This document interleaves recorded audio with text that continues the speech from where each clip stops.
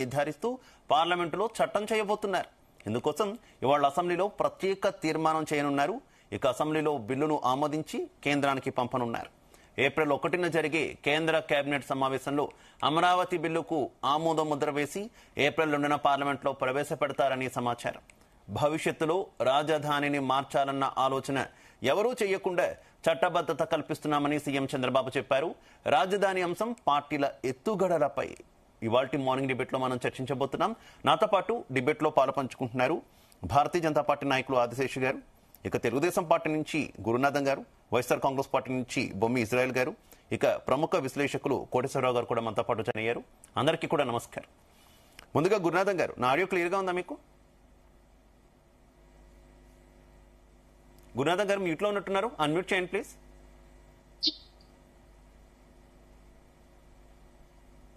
గురునాథన్ గారు మొబైల్ అడ్డంగా చెప్పాలండి ఆయన శివకుమార్ గారు. చెప్తా డెఫినెట్. ఆదిశేష్ గారు, నా ఆడియో క్లియర్ గా ఉందా మీకు?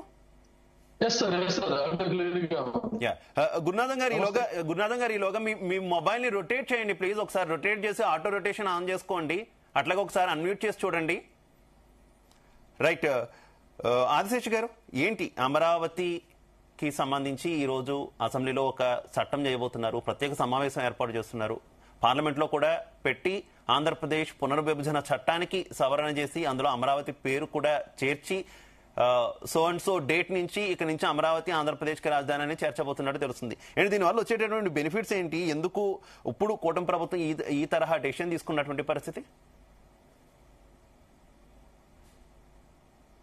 రాష్ట్ర విభజన. నమస్కారం అండి, అందరు మీడియాలో ఉన్నటువంటి మేధావులందరికీ పేరు పేరున నమస్తే.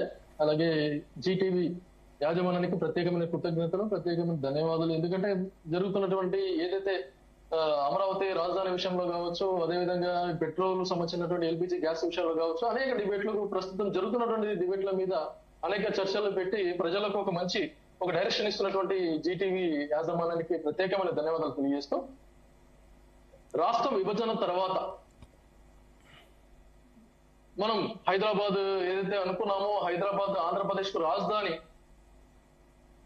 ఉన్నప్పుడు, కంబైన్డ్ స్టేట్ గా ఉన్నప్పుడు ఆంధ్రప్రదేశ్ రాజధాని కూడా హైదరాబాద్ రాష్ట్ర విభజన తర్వాత డిబేట్ అయిన తర్వాత హైదరాబాద్ ఆ రాష్ట్రానికి వెళ్ళడం, ఈ రాష్ట్రానికి సంబంధించి కొత్త రాజధాని కావాలని 2014లో ఏదైతే అనుకోవడం, ఏదైతే ప్లానింగ్ లో, ఆచరణలో, అమలులో, ప్లానింగ్ లో ఈనాడు మన అమరావతిగా మన రాజధానిగా అనుకోవడం, 2014 నుంచి కూడా కేంద్రం కూడా అమరావతికే భారతీయ జనతా పార్టీకి పూర్తి మద్దతు ప్రకటిస్తూ జరుగుతున్నటువంటి 2014 నుంచి 2019 వరకు అమరావతి రాజధానిగా ఈ రాష్ట్ర ప్రజలు అంగీకరించి, రాష్ట్ర ప్రజలు ఆలోచన చేసి, రాష్ట్ర ప్రభుత్వం ఆలోచన చేసి జరుగుతున్న పరిణామాలు 2019 తర్వాత ఎన్నికల్లో వచ్చినటువంటి మార్పు వల్ల కొత్త ప్రభుత్వం రావడం, ఆ ప్రభుత్వం గతంలో అమరావతికి మద్దతు ఇచ్చినట్టే తర్వాత మార్పు 3 రాజధానుల విషయంలో మాట్లాడడం, ఈ విధంగా ప్రజలు కన్ఫ్యూజ్ కావడం, అలాగే దేశంలో చాలా మంది కన్ఫ్యూజ్ కావడం, అమరావతిలో పెట్టుబడులు పెట్టాలని చాలా మంది ఇన్వెస్టర్లు కూడా ఆలోచించడం, అమరావతి డెవలప్మెంట్ అనేది ప్రశ్నార్థకంగా మారడం, ఈ విధంగా జరుగుతున్న పరిణామ క్రమంలో 2024 తర్వాత మరి కూటమి ప్రభుత్వం ఈనాడు రావడం జరిగింది. సో ఇంకొకసారి ఈ కన్ఫ్యూజ్ ఏదైతే ఉందో, ఎందుకంటే స్టెబిలిటీ ఉండాలి ఏదైనా రాజధాని ఉండాలంటే, ఏదైనా ఇన్వెస్టర్ లాంగ్ ఇన్వెస్ట్మెంట్ ఏదైనా పెట్టాలి. అయితే ఆదిశేష్ గారు, ఈ అంశం తెర మీదకి వచ్చినప్పటి నుంచి ప్రధానంగా 2 ప్రశ్నలు వస్తున్నటువంటి పరిస్థితి.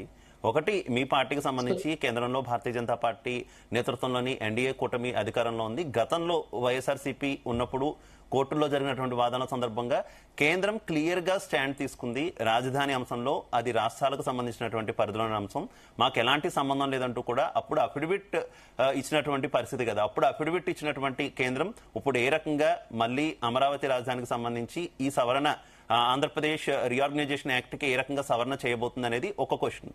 2, కేవలం ఈ చట్ట సవరణ చేస్తే రాజధానికి పూర్తిగా రక్షణ వచ్చినట్టేనా?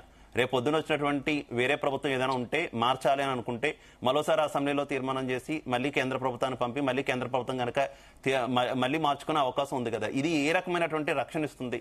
పూర్తి స్థాయి నిర్మాణమే కదా రక్షణ ఇచ్చేది అనేటటువంటి 2 ప్రశ్నలు ఉత్పన్నం అవుతున్నటువంటి పరిస్థితి. ఏం చెప్తారు?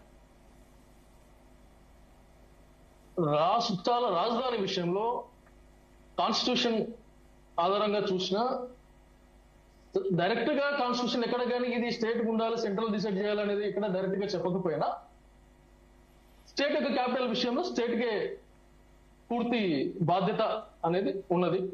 సో పార్లమెంట్ కావచ్చు, కేంద్ర ప్రభుత్వం కావచ్చు ఇదే విషయాన్ని ప్రస్తావన చేస్తూ వస్తున్నది. కాబట్టి ఇక్కడ అసెంబ్లీ ఏదైతే ఉందో ఆంధ్రప్రదేశ్ యొక్క అసెంబ్లీ, ఆంధ్రప్రదేశ్ యొక్క స్టేట్ ఏదైతే కోరుకుంటుందో తీర్మానం చేసి పంపిస్తే పార్లమెంట్ కనుక చట్టబద్ధత కల్పించేటువంటి అవకాశం ఉన్నది. పార్లమెంట్ ఆ విధంగా చేయగలుగుతుంది. రేపు పొద్దున్న ఏ అసెంబ్లీ అయినా అంటే ఏ ప్రభుత్వం అయినా అధికారంలోకి వచ్చి అప్పుడు కూడా అసెంబ్లీలో తీర్మానం చేస్తే అప్పుడు కేంద్రం కూడా యాక్సెప్ట్ చేస్తుంది అంటారు. ఒప్పుకుంటారు ఆ మాటని?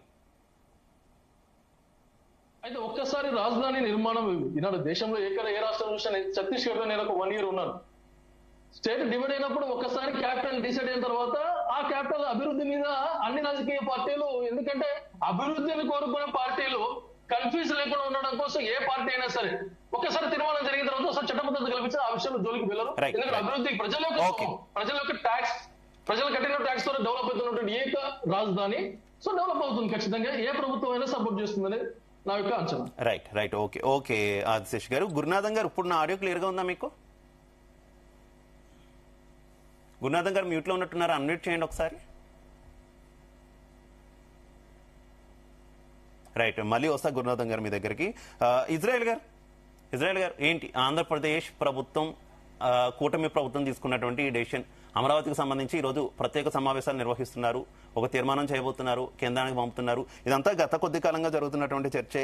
ఈ మధ్య నిన్ననే మంత్రి లోకేష్ కూడా ఒక ట్వీట్ చేశారు.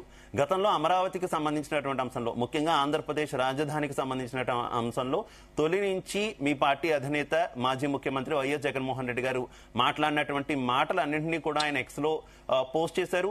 అసెంబ్లీకి వచ్చి ఇవే మాటలు మళ్ళీ చెప్పొచ్చు కదా అంటూ కూడా ఒక సెటైర్ కూడా విసిరినటువంటి సిచ్యువేషన్. ఏం చెప్తారు అసలు ఈ బిల్లు గురించి, ఆయన ట్వీట్ గురించి? ఇజ్రాయెల్ గారు మ్యూట్ లో ఉన్నారు, అన్మ్యూట్ చేయాలి.